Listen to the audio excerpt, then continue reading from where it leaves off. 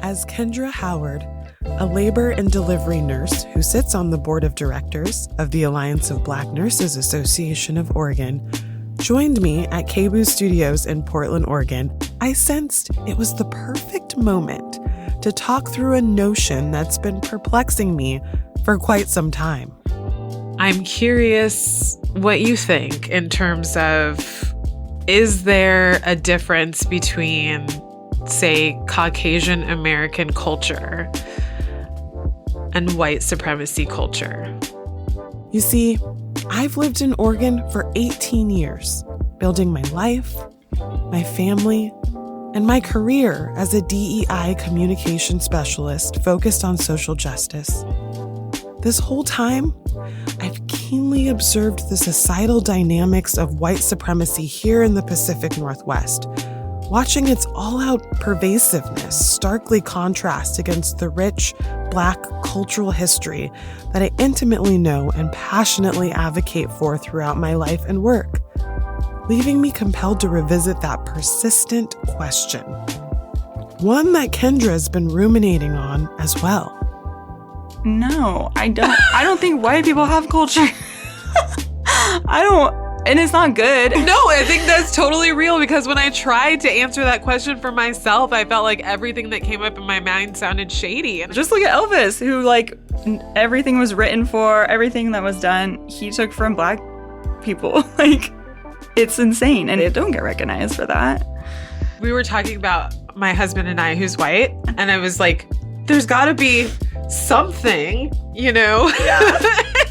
It was a validating time to be able to share these ideas back and forth so openly with Kendra, especially since she's setting a necessary example for what allyship in healthcare can look like today. No, it's a great question. I don't think there is. As a white nurse. Welcome to Black Care Matters, the show where we honor the unique experiences of Black nurses working in the Pacific Northwest.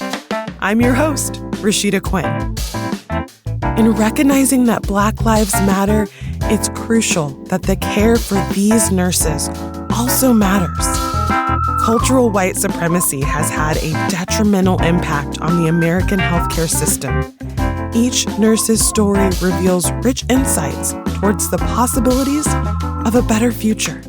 In this episode, Kendra and I delve into her awakening to the stark inequalities surrounding her. We explore how, during her education and early career, she became aware of her own privilege. These realizations became a motivating force for her to pursue a re-education, seeking guidance from teachers who are people of color, and how those learnings empowered Kendra to be a vocal advocate for her Black and brown colleagues in and out of the workplace. It's a fearless discussion, one that underlines a unique, conscious perspective of how and why Black care matters. You grew up here in Oregon? Yes, yeah. You mentioned that it was a bit of a monoculture. Mm-hmm. Does that mean you feel like Black culture wasn't really present? Yes. My grandparents grew up in North Portland, so it's not that I wasn't ever exposed or around Black folks in diverse groups of people. Uh-huh. I was taught that all these things are over with. They're done. This doesn't exist anymore because everyone is being treated equal now and everything is okay. And it's kind of embarrassing to say, honestly. I don't know. It feels like because of that background, it made me really naive to a lot of things up until probably college was my first understanding of white supremacy. And they talked about redlining, and they talked about a lot of social, economic, racial differences.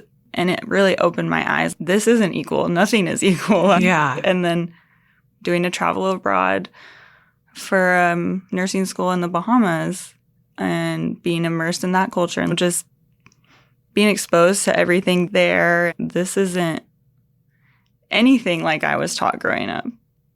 That there's just white supremacy everywhere. You shared about this experience of going to the Bahamas and being submersed in a culture that's really different than Oregon. Yeah. I'm curious specifically about that experience, being around all or mostly Black people for the first time. What was that like? What did you notice? What did it feel like?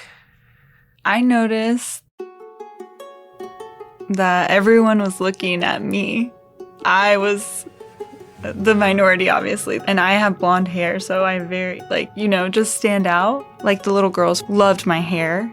They would put my hair on their hair, and they were playing with it. Like, what came up inside of you? I didn't really think anything of it at first, and then other girls started doing it, and I was like, oh, this is not okay. I'm like, this is heartbreaking that they think that is beautiful, or that's what they want to look like instead of how they look. Yeah. I mean, I can imagine that being stared at for standing out as a white person with blonde hair also felt probably uncomfortable. Yeah, the being stared at is uncomfortable. Just like how I imagine how Black folks feel here in Oregon. Right. Yeah. I mean, there's a power dynamic. There's a cultural difference. Yes. And that way it's opposites.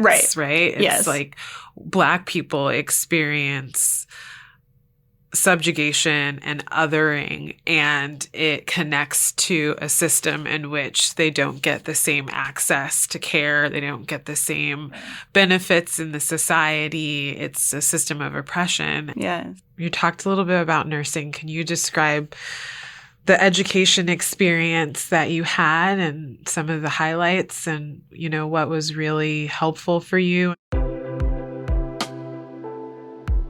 My experience was overall really good, besides just the stress of getting through nursing school and working and doing other day-to-day stuff.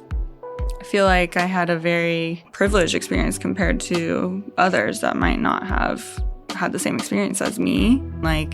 Black folks, people of color I was in school with, they didn't have a similar experience as me. What did you mean by that? You're interviewed by they're all white nurses or nurse educators. That's a privilege right there. I'm not being interviewed by a panel of Black nurses. You know what I mean? So as a Black nurse, you have representation already from the beginning. Exactly. People who look like you. Thank you. Thank you for putting what I'm trying to say in better words. Yes. The representation. And then all of my instructors were white. And then we were going to different hospitals in Portland where most of the patient population and staff are white. All the doors are open. Absolutely. Yeah, exactly. I work with another nurse, and actually talking with her about her experience in nursing, it was very different than mine. And she hated it. She was just trying to get through to get a job. She wanted to get out of that environment. And it didn't hit me during school. I didn't really, like I said, I was pretty naive to the racial discrepancies and racial biases towards people of color. Right. For example, there's no Black bodies in medical textbooks. A couple of years ago, this Nigerian man made the first Black illustrations for medical textbooks. That's crazy. And there are differences. Our pulse oxes, they read on white skin, not as well on darker skin tones. And that is telling us about someone's oxygen saturation and their heart rate and stuff. Those are important vitals that we make medical decisions off of. Right. There's a lot of things that I've learned after nursing school that should be taught in school. There are the discrepancies and how you're taught to treat certain patients is not okay. What do you mean by that? For example, patients complaining of their pain or something is wrong, they're not sure what, and then providers or other nurses just dismissing it based on their social economic status, being houseless, having substance use disorder, race, all of that. So these are ways that it's collectively sort of accepted to be dismissive to people from different races or different social economic statuses. Mm-hmm. And if that's the norm and you're new to the room, you're going to take on that learning as the way it should be done. And that's how white supremacy culture is passed down in healthcare. Absolutely. Healthcare is founded on white supremacy and white saviorism and all of that. I mean, especially obstetrics. So I know the history of that and just how it stems from experimenting on enslaved women and enforcing Black women to breastfeed for white people. And like, that's just the beginning of it. Uh-huh. So yeah, the experience of Black folks in the medical system is different than white folks. There is so much trauma, mistrust, and it isn't being taught. I didn't learn that history until I did it on my own research, my own classes that are taught by Black, Indigenous people of color. So you had a mentor as a preceptor from Kenya. Yes. In your nursing school experience. That was a really positive influence and inspiration for you. Mm-hmm. What was she like? What made her so inspiring? I did a residency for a couple months in Seattle when I first started. So you get a preceptor with that residency to help teach you the ins and outs because labor and delivery is a specialized area. And Eve was my preceptor. She was just so direct with me and so knowledgeable and was a leader. She wouldn't let me give up. I would cry in the bathroom. She knew I was doing that, but she would come and be like, "Why are you crying?" She's just so sweet. I'm like, I don't know. I cry about a lot of things. That's how I express myself. But I was obviously really hard on myself as a new nurse and wanting to be the best for my patients and their experience. And she helped me learn how to do that and how to provide a culturally appropriate care and provide and advocate for your patients and not be dismissed by the providers who are, how providers would talk to Eve sometimes was not okay. And she just kept going. Yeah, I'm just thinking of, we talked a little bit about the growing up experience was sort of insulated, and then going into nursing school, there was an insulated culture where you had a more privileged experience, and then noticing that Black counterparts were not having that same experience. And then now it just makes me think about the ways in which white folks get to kind of be lifted up away from hardship, even as they encounter the generosity of Black leaders and see the ways in which Black culture can be so warm and so welcoming and so helpful, and then that not be reciprocated, that is one of the saddest parts of the story of white supremacy in general. That's exactly it. And that's sickening. It's heartbreaking. I think that the system is built to sedate you. Absolutely. It's a constant battle. I notice that at work all the time. When I report things, when I advocate, it's ignored, dismissed. It's a fight every day to challenge the system, to make it better. And my own unconscious bias, I'm not perfect. It's every day you have to be working to be better. So when you were sharing about having Eve show you how to advocate for patients and that being a growth experience for you, and then you came to Portland and you're working in a hospital here, and now you're starting to talk about how it seems like it's more challenging to advocate for patients. What was the difference between the cultures? In Seattle, working with the residents there and the providers, there was a level of respect with the nurses, and just it was a more diverse hospital in general in every way. So then coming to Portland, mostly all white staff. When I first started at the hospital I'm at now, a lot of the Black nurses left. Wow, this is right from the beginning. Yes. Black nurses were exiting. Yes. They weren't getting treated right, and they were honest with me about that. Wow. Like, where does that put an ally like yourself in terms of actually making a difference? How do you encourage yourself or center yourself around the spaces that you can affect change? I think continuing to speak up on these situations and these issues, it shouldn't be that a Black person or Indigenous person of color should have to speak up on any of this. I can't even imagine. Like, it's an everyday thing, and I have to come to work, and I have to fight, and I have to see trauma happen to someone that looks like me, that I'm caring for, or I have to have a patient treat me differently, that I'm trying to care for them because I'm Black. Like, they don't want me in their room.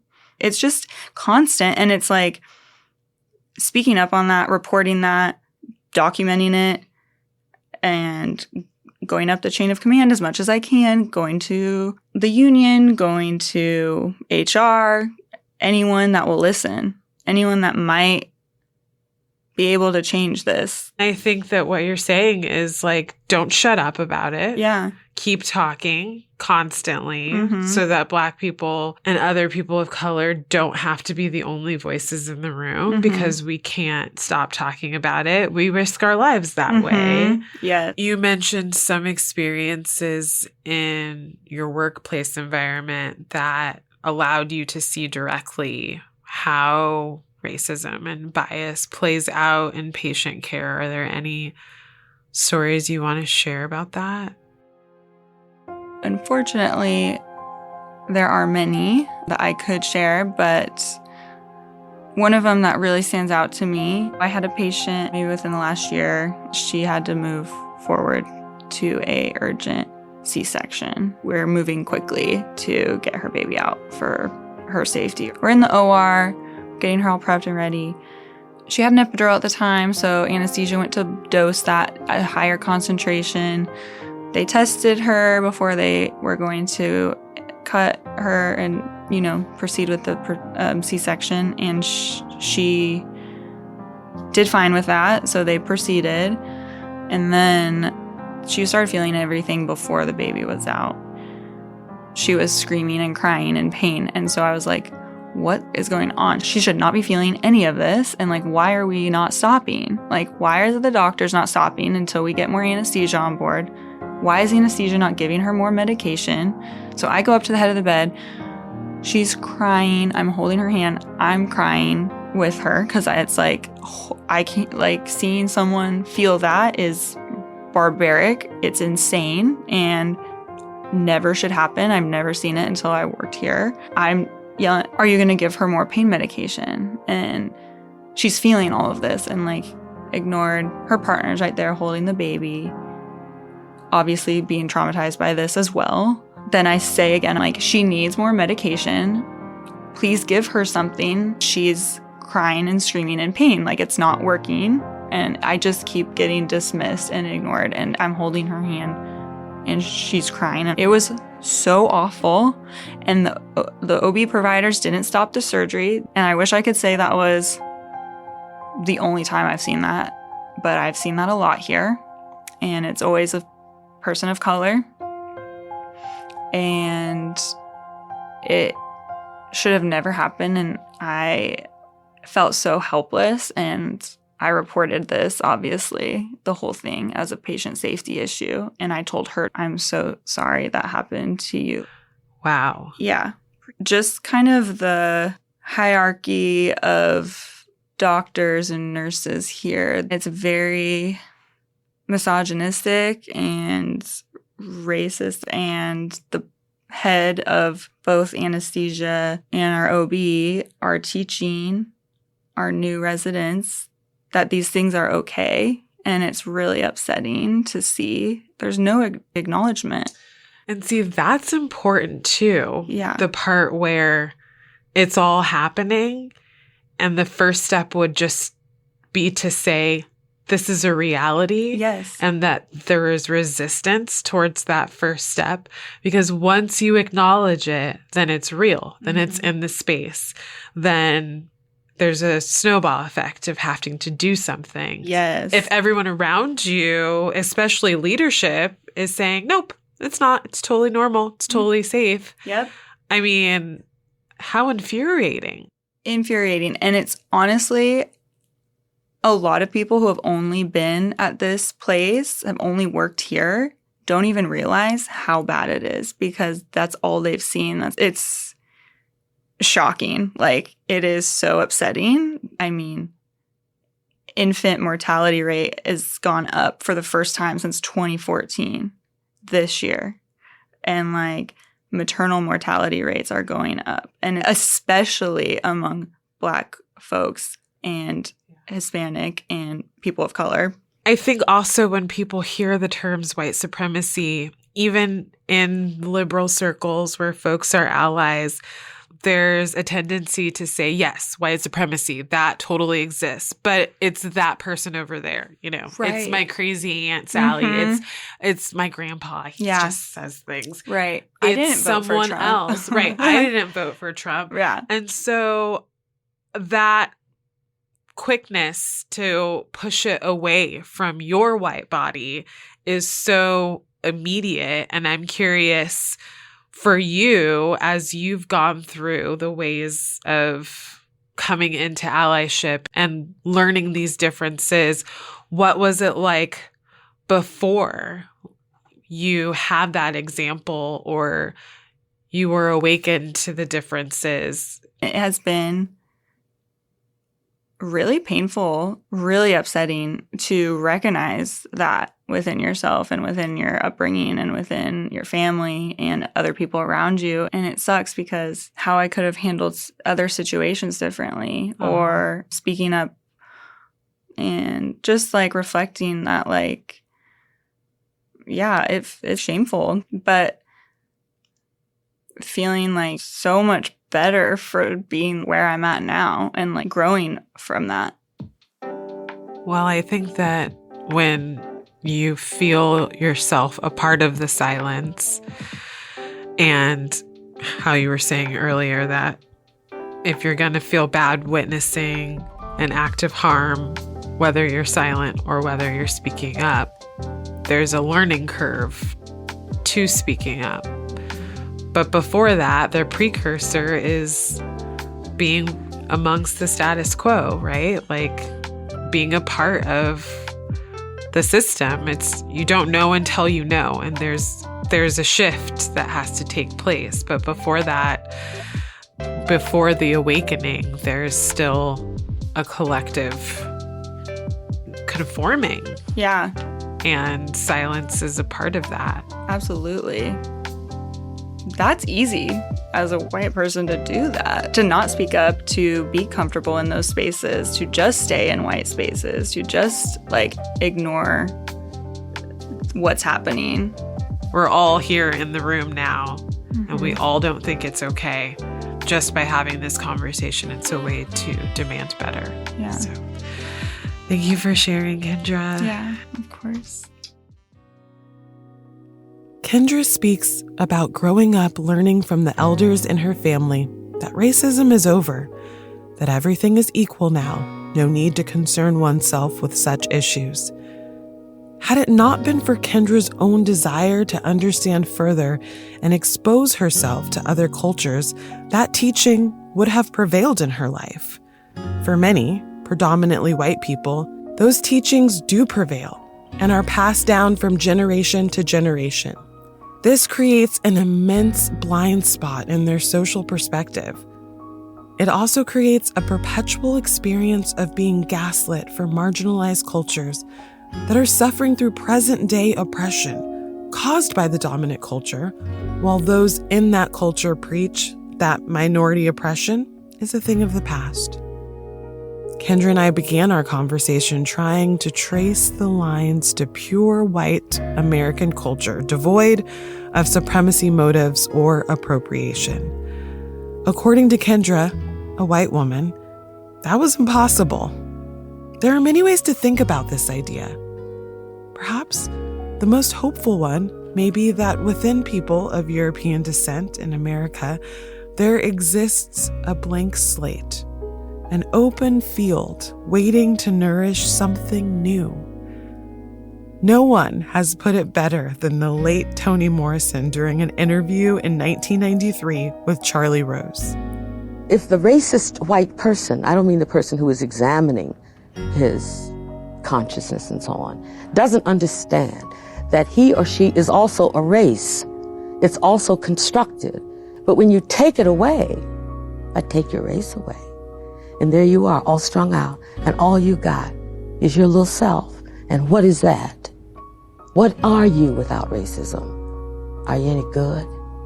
Are you still strong? You still smart? You still like yourself? My feeling is white people have a very, very serious problem. And they should start thinking about what they can do about it. Take me out of it. My advice to allies listening to Black Care Matters is that if there's not a white culture devoid of supremacy mythology, build one you can be proud of, exploring how to love and celebrate oneself and societal contributions without oppressing others and diminishing their contributions or denying their lived experiences is a pursuit crucial to the actualization of American equality. Black Care Matters is presented by the Alliance of Black Nurses Association of Oregon, sponsored by the Oregon Center for Nursing, and was recorded at KBOO Studios here in Portland, Oregon. This episode was produced by Ida Harden, with production support and mix mastering by Ramoy Phillip. Our executive producer and host, myself, Rashida Quinn. The Black Care Matters podcast website was designed by Brendan Quinn, with portrait art created by Ryan Alexander Tanner. Special thanks to Danae Hall of the Alliance of Black Nurses Association of Oregon, Kelly Castanegro, and our team at KBOO, Jezaniah Hawthorne, Zoe Ezekiels, and Selena Flores. This podcast would not be possible without the generous grant from Oregon Center for Nursing. Thank you to our grant team, Rick Allgeier, Dawn Schoenthal, and Callie Giesler. And here's a special invite to all of you, our listeners. Please engage with what you hear and learn on Black Care Matters. Did listening to an episode remind you of a racialized experience you had in healthcare? Did it strengthen your commitment to anti-racism in your own workplace or community? Did it bring up questions about how you can better speak out against white supremacy culture? Please reach out with your questions and comments at blackcarematters.org/contact. We would love to feature our listeners' feedback on a special episode of Black Care Matters. Your voice matters. Listen to Black Care Matters wherever you get your podcasts. And while you're there, why don't you leave us a review? Your words really do help us reach a wider audience. It's been a pleasure sharing this with you. We'll have a new conversation for you next month. Until then, remember, Black care does matter. It's a matter of how we make those words count.